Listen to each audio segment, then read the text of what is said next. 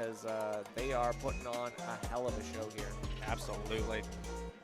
And we are going to get the Enderman, of course, and the green Peach. I don't feel like we see anybody use this skin. For good reason. Yeah, green is like one of the more disliked colors. Yep, she got her lime dress on. Like I'm not feeling it, honey. She's trying to be the turnip right now, for real. Yeah, right. All right, so now we're getting some of this up tilt stuff. That's the stuff that gives me PTSD, right? When you just like kind of spam the up tilt on one side of the stage, and Peach just like, well, I gotta stay in the air, I gotta jump into it. Ah, I jumped into it. Yeah, I mean, oh no. Wait, Pasta air dodge. Uh-oh. Peach's air dodge being such a dangerous thing off stage because she just has such a poor vertical recovery that it just becomes difficult to make it back. And you give Ddog a lead, and now he has no incentive to just come away from that under that platform, and he can just start building his house, mining away, getting those diamonds, and this is where Peach starts to falter. That floaty aspect is just going to make her vertical combo game just so volatile. Right, and those disjoints in the air really give Ddog so much pressure against BlazingPasta because BlazingPasta has to really commit to some of these aerials, and Ddog is just like, okay, cool, I got 2 more moves where that came from. Absolutely, and you see the diamond pop. Ddog running out of gold for his minecart, so not going to have that strong as a burst option, but what do you need strong burst options when you have stage control and an iron sword on your side?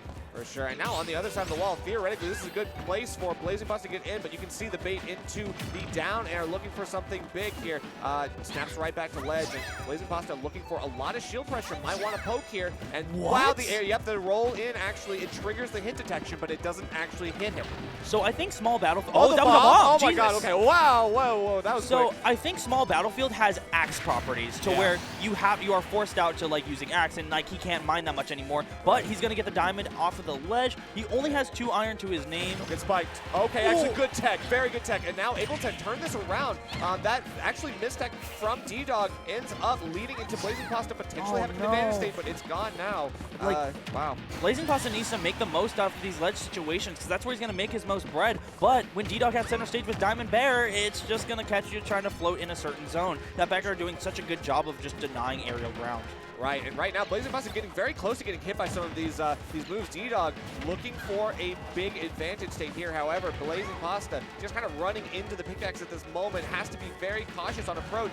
You're just running into the meat grinder right now. And you have to imagine this game would be a lot more even if BlazingPasta didn't accidentally air dodge off stage. But when Steve has you off stage in minecart and it's your last stock, he doesn't have to care about recovering anymore. He says that spike and it's over because that minecart just sends out at such a predictable angle. Yeah, after that unfortunate SD, obviously Ddog did not even need it. Was like, you know what, I'll take it, but at this point, it's going to be quicker than it needs to be. You know what they say. Gotta make some adjustments. Yeah. Do we see a character switch from out here?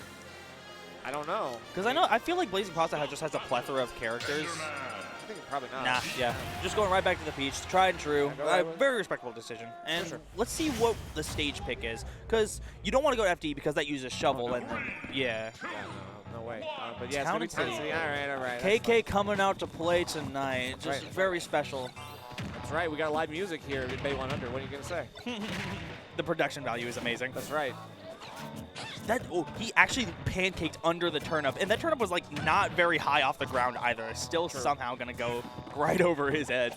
Right, and you can see the pace very, very much slower than it was in the last game. They're both just trying to feel each other out. No one wants to kind of commit anything in this game of chicken right now. And oddly, the slow pace is actually benefiting BlazingPasta. Usually that benefits Enderman because then he can just like slow down, start mining. But no, like BlazingPasta is staying in a good range to where Ddog doesn't want to mine. He can't mine, but he reestablishes stage control. He's not opting to go behind the wall, which is very interesting. He's opting to scrap, which is like very uncharacteristic of most Steves. Well, I think what he's doing is he's trying to set up into minecart stuff, right? Like, I think if he's able to trap BlazingPasta with the minecart, that is honestly what he's looking for because BlazingPasta is trying to stay, yet again, in the air, as Peaches often do. Yep, and he's going to find the Nair coming out of the minecart, stuffing out that jump and a probably backer attempt, but Ddog is going to procure a diamond from the last stock, and he's going to capitalize off of it. And I think diamond mines faster, I want to say. It definitely feels like it does. So if he can like create any space for himself, another diamond's gonna pop out like pretty fast. Yeah, I mean, you hate to see it right now. The pressure's coming up. Ddog able to kind of retreat back to ledge and then just hold shield and wait for BlazingPasta to kind of disengage and then just go right back to mining. As of right now, the resource management has been secured. And there it is. He pulled out a gold cart, and now his burst range becomes exponentially bigger, and it becomes BlazingPasta's problem of moving around it. Oh, wow, big call out there, but not going to kill just yet. BlazingPasta using floatiness to your advantage.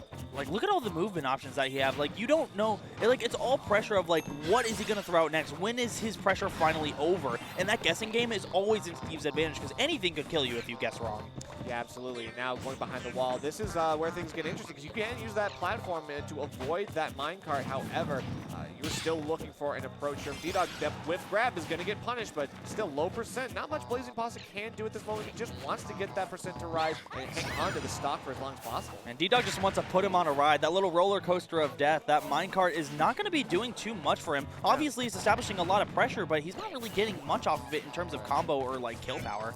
For sure. Okay, he tries to go for the up smash. A little bit of a call out, waiting for read the jump, but obviously Ddog wasn't positioned perfectly for it. So. And you have to realize that BlazingPasta was still on their first stock that entire time, working away at Ddog, and now the hatchet breaks, which means your vertical combos are not going to be that good. It's Mr. Saturn popping out.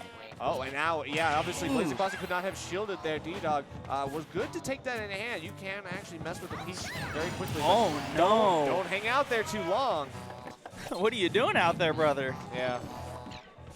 And, yeah, we're going to go right back to, like, Ddog has been consistently having diamond this game. It's actually insane how well BlazingPasta is playing around it. The crafting table extended his dash attack just long enough to not get hit by the bear. That's such a saving grace because he, like, quite literally could have died off of that. For sure, for sure. And now we're looking for a punish here. The platforms coming back means that it's going to be harder for Ddog to get some of these setups, and they know it. So BlazingPasta, where they're positioning, is going to be very important here. Absolutely, and BlazingPasta has just been doing a good job of like moving around Ddog, but that one little interaction was all that Ddog needed. He's so good at like getting these F smashes with Diamond because they're so potent, they're so powerful. He's not going to extend off of that fair, unfortunately. Oh, there's no jump. Oh wait, yeah, but actually catches the down air as well, looking for the anvil.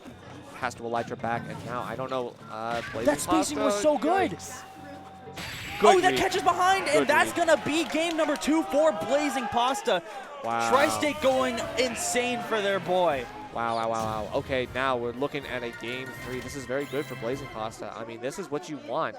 You got the right reads. You're catching a lot of these like weird elytras. I don't know what Ddog is planning, but like trying to be unpredictable, but it's also like, it's just as risky as like a fox going for a high illusion. Like, the problem is don't like, do that.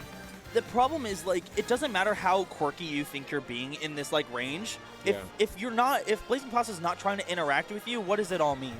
True. Like it's like Roy just fighting ghosts in like the side of the screen. Of course, like you're scared to approach, but like if you don't have to approach, like man, what is he doing over there? Right. I mean, it just looked like Ddog was going for a little bit too much tunnel visioning, right? Like hanging out on the ledge, on the platform rather, just like mining away and then getting caught by the side B, which you should have ample time to react to. And when he dropped the facade of just like going for like a lot of these movement options, he just kind of like hunkered down and start aiming for BlazingPasta. He got the Diamond F smash. He started opening up with combos. Right. And if he can carry that into game number 3 and establish a lead from the get, this could be an incredibly different game from game number 2. Right, and obviously, like, whenever Ddog is able to play, like, truly optimally, like, BlazingPasta does have a very hard time, but that last game was anything but, and if BlazingPasta is able to set up some more similar situations, Ddog might have a hard time. Good SDI coming out from BlazingPasta to not get hit by the spike, because that could have opened up for another 50%, and he's going to... It's going to come down to can BlazingPasta close out this stock in a reasonable manner, because Ddog's been doing a very good job of staying away, staying out of this kill range. Oh, that Diamond's going to come out, and that's going to be such a big player. Because, I mean, like, BlazingPasta did a very good job last game of working around Diamond. That may be because he had his lead, but Ddog with a lead and Diamond is very scary. Very true, but now, I mean, can't even get to the crafting table. BlazingPasta putting up a good defense so far and follows with the forward air. Nice low float. I love to see it. Ddog going to get caught there. Now has to bring the Diamond out to maybe make this first stock a little bit faster. Absolutely, and this Diamond is going to come out. This TNT on center stage, this is the patented Ddog. Every time when I played him, he went for this a lot. He'd throw TNT down, and he tried to catch you with a Diamond backer, because like, what else are you going to do? Jump? No. You go in the TNT? What are you doing over there? For sure. All right, now he just has to go back to mining, but again, like the aggression from BlazingPasta is really stepping out the gameplay right now. The flow chart is being read. Yeah, Yeah, I mean, like, every time that Ddog tries to run away, BlazingPasta is floating at him with that reaching fair and just gaining all of center stage back. And that's exactly how you should be playing. If you're Peach, that's not going to kill just yet. Optimal DI, good job. For sure. But good, I mean, still getting clipped by the minecart, you can't make the habit out. Oh no, yeah, and a good read by Ddog to know that BlazingPasta is going to try to stay in center stage. That actually looked like a house that he built. That was really funny.